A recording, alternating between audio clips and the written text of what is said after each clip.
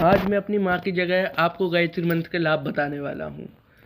तो आपको मैं बता दूँ कि मैं एक साइंस स्टूडेंट हूँ, इसलिए मैं थोड़ा साइंटिफिक टर्म्स में गायत्री मंत्र को लेकर बात करूँगा। तो मैं अपनी बात की शुरुआत हार्वर्ड स्टैंगरेल की रिसर्च से करना चाहूँगा। स्टैंगरेल ने बहुत सारे हाइम्स, म्यूज़िक, मंत्र, इन सब की फ्रिक्वेंसी का पता करने की कोशिश की थी। एक वेव जो होती है, एक तरंग, उसकी फ्रिक्वेंसी होती है कि एक की वेव कितनी बार एक सेकंड में कितने राउंड पास कर सकती है, मतलब कितने वेव वो बना सकती है, कितनी बार ऊपर नीचे हो जाती है, इसका मतलब फ्रिक्वेंसी होता है। तो उन्होंने जो पाया कि जितने भी हम मंत्र, हाइम, म्यूज़िक, इन सब में गायत्री मंत्र की फ्रिक्वेंसी सबसे ज़्यादा है, और जितनी ज़्यादा फ्रिक्वेंसी होती है उस वेव की एनर्जी जितनी उतनी ही ज़्यादा होती है। यानी मैं कहना चाहूँ तो जितने भी हम बाकी ये सारे मंत्र देखते हैं, इन सब में सबसे ज़्यादा फ्रिक्वेंसी गायत्री मंत्र की है। और मैंने पहले बता दिया, जितनी ज़्यादा फ्रिक्वेंसी उतनी ज़्यादा एनर्जी। यानी गायत्री मंत्र हमारे अंदर सकारात्मक ऊर्जा का संचालन करता है, वो सकारात्मक ऊर्जा भरता है हमारे शरीर के अंदर। वो हमें कॉस्मिक एनर्जी प्रदान करता है, और कॉस्मिक एनर्जी से ही हमारी जितनी भी बुरी ऊर्जाएं हैं, जितने हमारे नेगेटिव थॉट्स, एंजाइटी, डिप्रेशन की फीलिंग, ये सारी की सारी कॉस्मिक एनर्जी के ज़रिए ख़त्म हो जाती हैं। तो यानी गायत्री मंत्र बहुत ज़्यादा ही महत्वपूर्ण मंत्र है, जो हमारे अंदर ऊर्जा का संचालन करता है। ये हमारी मानसिक दशा सुधारता है और हमें शक्तिशाली बनाता है। हमारे जो दिमाग में जो हमारे जब क्या होता है, जब हम डिप्रेशन या फिर एंजाइटी फील करते हैं, तो हमारे शरीर की ऊर्जा वो गड़बड़ाने लगती है, हमारे अंदर नेगेटिविटी बढ़ती है। उस नेगेटिविटी को ख़त्म करने के लिए हमें कॉस्मिक एनर्जी की ज़रूरत होती है, और वो कॉस्मिक एनर्जी हमें गायत्री मंत्र प्रदान करता है। अच्छा, तो ये तो हुई हार्वर्ड स्टैंगरेल की रिसर्च के बारे में। हार्वर्ड स्टैंगरेल, मैं आपको बता दूं, एक बहुत बड़े वैज्ञानिक हैं। वो नासा में बहुत सालों तक उन्होंने काम भी किया है। तो मैं अब अपनी आगे बात को कंटिन्यू करना चाहूँगा कि जो हम हर मंत्र, बेसिकली गायत्री मंत्र में नहीं, हर मंत्र में जो ओम से शुरुआत करते हैं हम, इसके ऊपर सिग्निफिकेंस क्या है इसका। हर मंत्र में या गायत्री मंत्र में, हम किसी भी मंत्र में बात कर लो, उसका सिग्निफिकेंस क्या है ओम का। तो जो ओम है, ये हमारे ग्रंथों में इसे परमात्मा का निज नाम बताया गया है।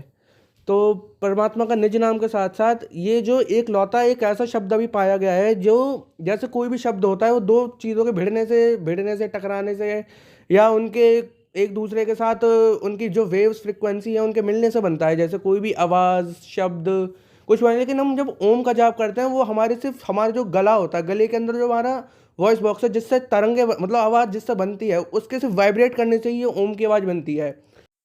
और मैं बता दूं कि ओम की और हमारे ब्रह्मांड की, यूनिवर्स की फ्रिक्वेंसी बिल्कुल बराबर है। दोनों की फ्रिक्वेंसी 432 हर्ट्ज़ है। 432 हर्ट्ज़ का मतलब हुआ कि वो एक सेकंड में दोनों 432 साइकिल्स पूरी कर लेते हैं। यानी दोनों की एनर्जी बिल्कुल बराबर है, और फ्रिक्वेंसी ही एनर्जी को बनाती है। तो ये मेरा बेटा था जो आपको गायत्री मंत्र और साइंस में समानताएं बता रहा था कि गायत्री मंत्र में किस तरह से समानताएं होती हैं, किस तरह से गायत्री मंत्र में साइंस ने भी बहुत ज़्यादा तरक्की की है, लेकिन साइंस भी गायत्री मंत्र को मानता है। तरक्की का मतलब ये नहीं कि हम आध्यात्म से हटते चले जा रहे हैं। तरक्की का मतलब ये होता है हम हर तरह की तरक्की कर रहे हैं, चाहे वो आध्यात्म के विषय में हो, चाहे वो भौतिकता के विषय में हो।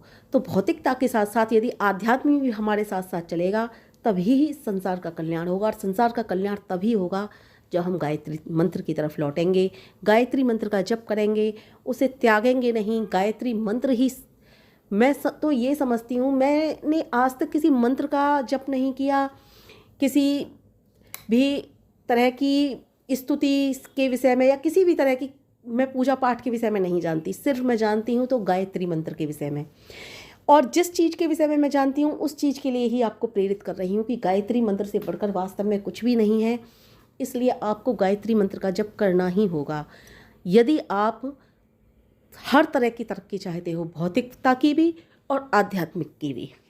यदि हम सोचें कि केवल भौतिक तरक्की से ही हमारा कल्याण हो जाएगा, सारी सुख संपत्ति या फिर जितने भी सुख के साधन हैं सब भौतिकवाद से ही हमें मिलेगा, तो ये ऐसा हम गलत सोचते हैं।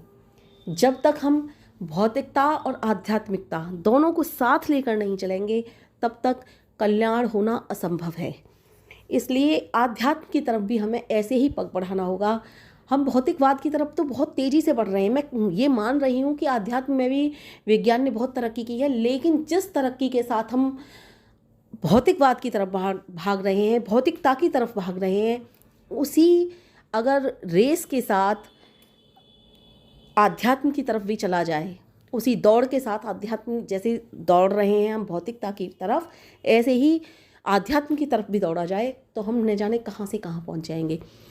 पूर्व काल में हम क्या समझते हैं कि पूर्व काल के ऋषियों को, महर्षियों को इन भौतिकताओं का ज्ञान नहीं था, फैक्ट्रियों का और ये जो गाड़ी वगैरह जो भी है आजकल जितनी भी भौतिकता की सुख साधन की चल रही हैं चीज़ें, एसी हुआ, ये क्या इन चीज़ों का हमारे ऋषियों का, महर्षियों को ज्ञान नहीं था? सब ज्ञान था, लेकिन उन्होंने हर तरह से ध्यान दिया, प्रकृति की तरफ भी सोचा और मानव के एक मानव को ना सोच करके प्रत्येक मानव के कल्याण के विषय में सोचा।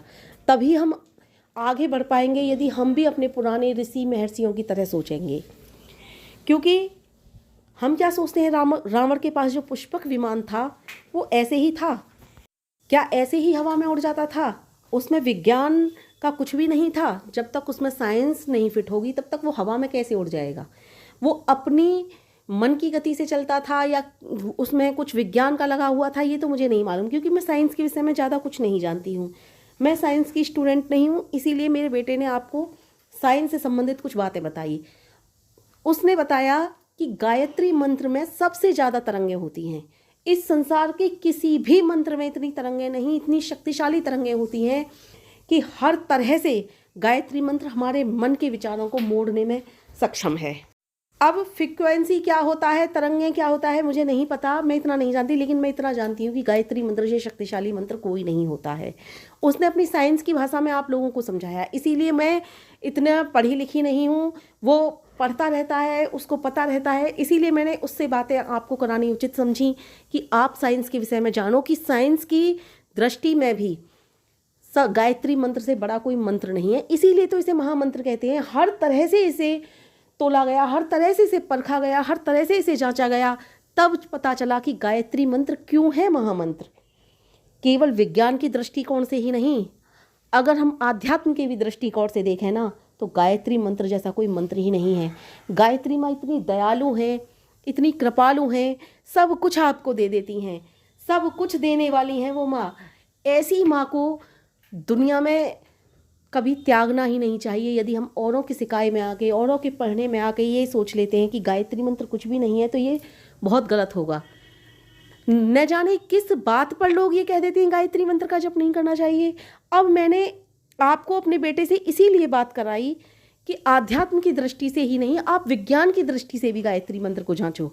विज्ञान की दृष्टि से भी गायत्री मंत्र को जांचा गया। कई वैज्ञानिकों ने गायत्री मंत्र पर रिसर्च की, उन्होंने भी इस मंत्र को सर्वशक्तिशाली मंत्र बताया। न जाने कितने मंत्रों पर उन्होंने रिसर्च की, कितने मंत्रों को उन्होंने जांचा, कितने मंत्रों को उन्होंने परखा, लेकिन सारे मंत्र गायत्री मंत्र के आगे छोटे ही थे। शायद हो सकता है कि गायत्री मंत्र के ऊपर जो रिसर्च साबित हुई, वैज्ञानिकों ने जो रिसर्च साबित की, उनको ही सत्य मान करके कुछ लोग डर गए होंगे कि इतने बड़े महामंत्र का अगर ये सभी दुनिया वाले प्रयोग करने लगे तो हमारी दुकानदारी तो बंद हो जाएगी। इसलिए कहते हैं कि गायत्री मंत्र का जाप सभी को नहीं करना चाहिए।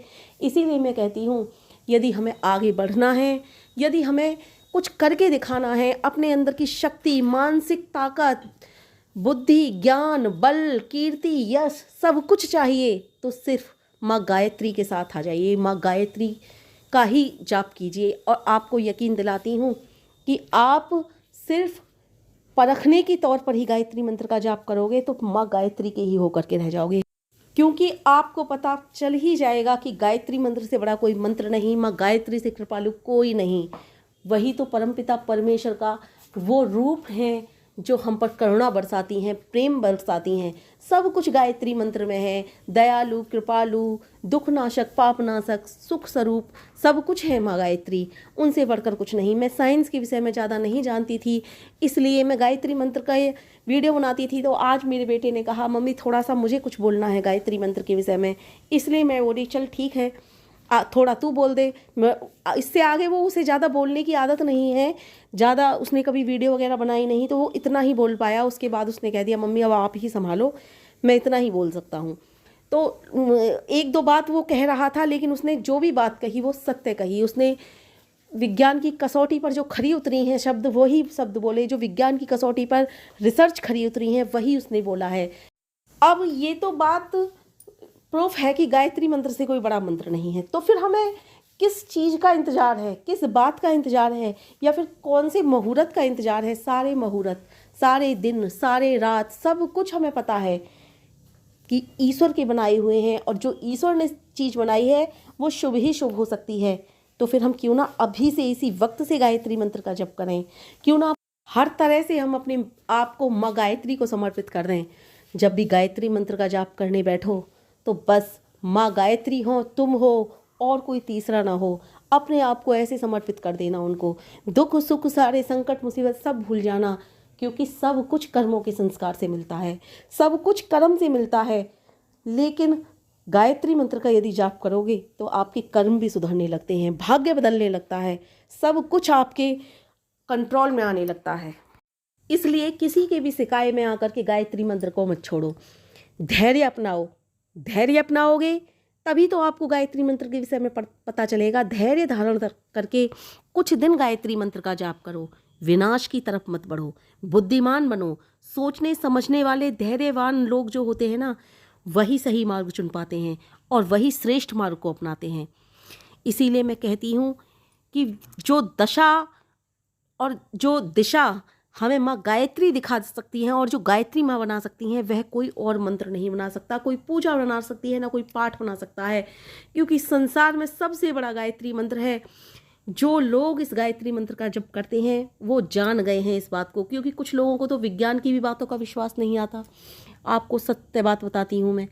इसलिए जो लोग केवल विज्ञान पर विश्वास करते हैं वो लोग तो समझ जाएं कि हाँ, गायत्री मंत्र से बड़ा कोई मंत्र नहीं है। क्योंकि गायत्री मंत्र से कोई बड़ा यदि मंत्र होता तो ये बात साइंस भी साबित कर देती।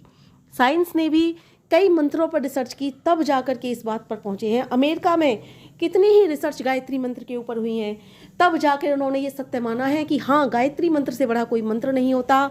ये बात सत्य है।